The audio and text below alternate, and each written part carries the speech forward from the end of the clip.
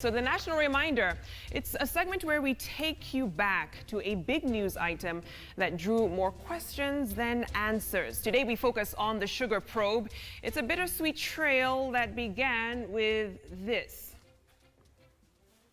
When you see the reports that have come from chemical analysis that have been done, some of what we are selling around and mixing as sugar has got high contents of mercury, has got high contents of copper.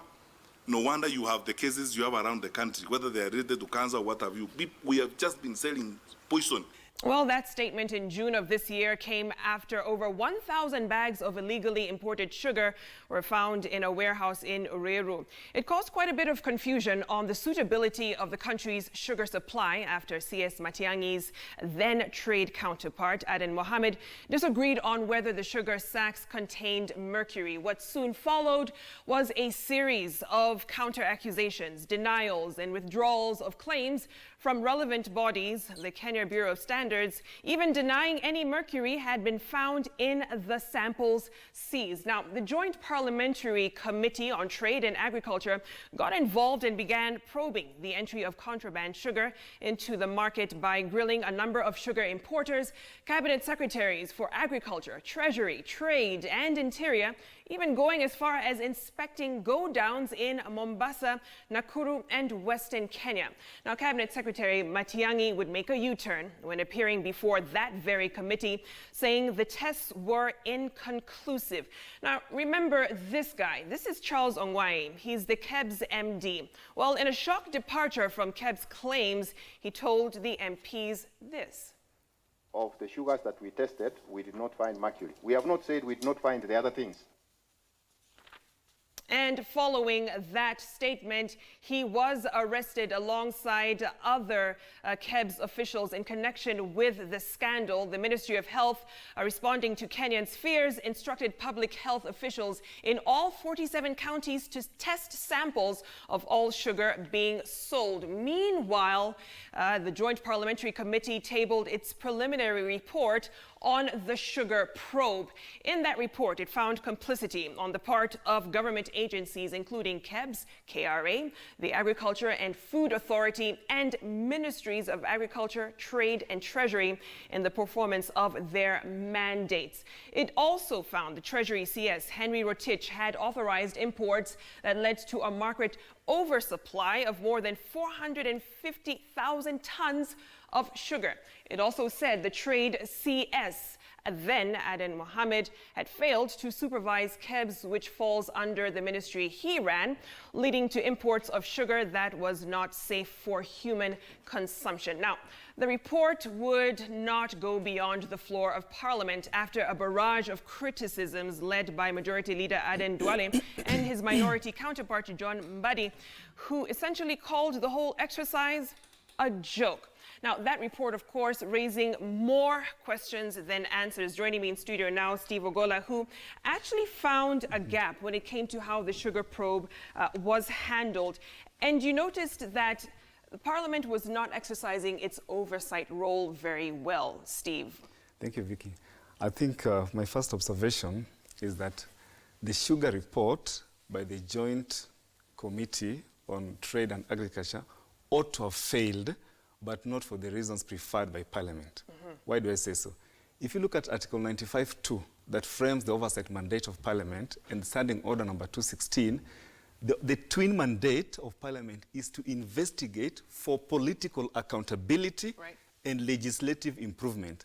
Political accountability because Parliament is part of the political wing of government.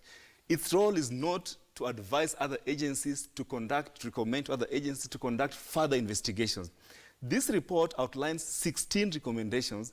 9 out of those 16 recommendations speak to further recommendations on further investigations.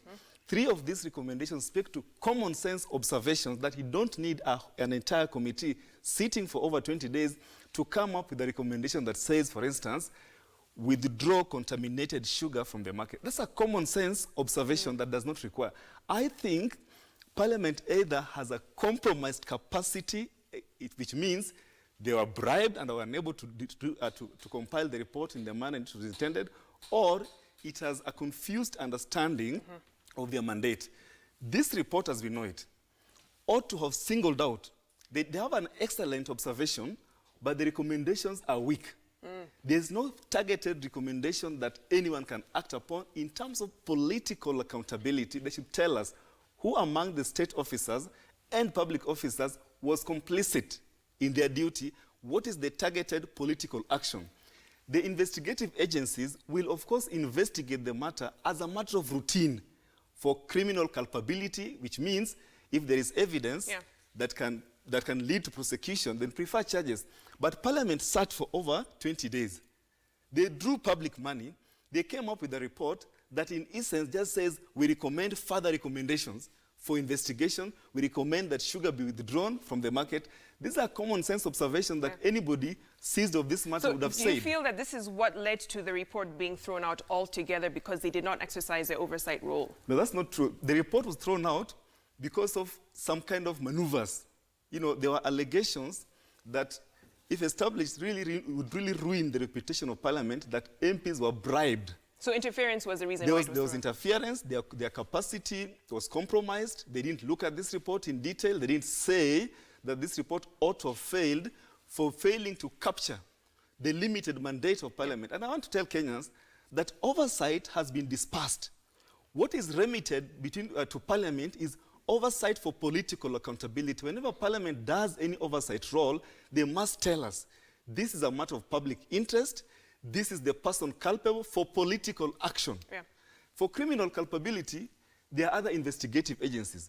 Then, as the law-making body, they should tell us how was the law manipulated? What are the gaps in the law so that they can tighten that law, so that in future, public and state officers do not find it easy to manipulate the law in a manner that is harmful to the people. Do you feel them directing these independent bodies to carry out investigations is Parliament's interference with their independent work? Was it intentional, or was it because they were not exercising their role very well at that time? Parliament should go slow in terms of directing other agencies. If you look at Article 249(2), for instance, independent offices and commissions do not take instructions from anyone. And that's a common sense approach. If you need investigation, see, when this matter breaks and the public is seized of it, every institution or organ of government has their limited mandate. The DCI and other investigative agencies have the mandate to investigate for criminal culpability. Parliament sits to investigate for political accountability. They are supposed to tell us who is it in the public and state office has breached public confidence, public trust. What is it? What are the remedial measures? You see, you have no business sitting in a state of public office if it can be shown, even at a preliminary level, that you compromised your office. You allowed contaminated sugar into the country. The appointing authority, like in the instance of the CS, they did well in terms of observations. Observations were spot on. In terms of indicting CS Kinjuri and in terms of indicting CS Rotich, what they fell short of telling the president So what to happens sack these now? people. What happens now, because you had mentioned in an article that the report was dead on arrival because they did not recommend political accountability. How do we come back from that and ensure that we do get answers? Did the sugar have mercury? How did contraband sugar enter into the market? How do we actually get answers to that? Do we go back to the drawing board? Actually, what I'd like to tell Kenyans is that if Parliament cannot perform their oversight mandate as is intended with the Constitution, Kenyans should know that oversight has actually been dispersed, and I want to direct this comment to the President. Under Article 10, the Constitution now requires a consultative, deliberative, and negotiated approach to government. Nothing stops the President from capturing the public views directly and saying that, seeing what I know, that the contaminated sugar was in the market, and Kenyans have consumed this sugar, the relevant minister, cabinet secretary, is hereby fired. We don't need Parliament to say that. If Parliament can't give us that kind of recommendation, the President can intervene directly. But I think so far as it's going now, those officers that have been mentioned and are facing charges, I mean, this is a common sense, practical sense issue ordained by the Constitution. If you have a compromised capacity, meaning you're just corrupt, or you are grossly incompetent, that to allow contaminated sugar into the country, the only remedial measure you can take is to step aside. Article 73 requires that holders of public office be people that can bring dignity, honor, preserve confidence in those offices. We don't want people manipulating those offices to injure the public benefit. All right, Steve, let's see if the executive actually takes action on that. Thanks so much for coming.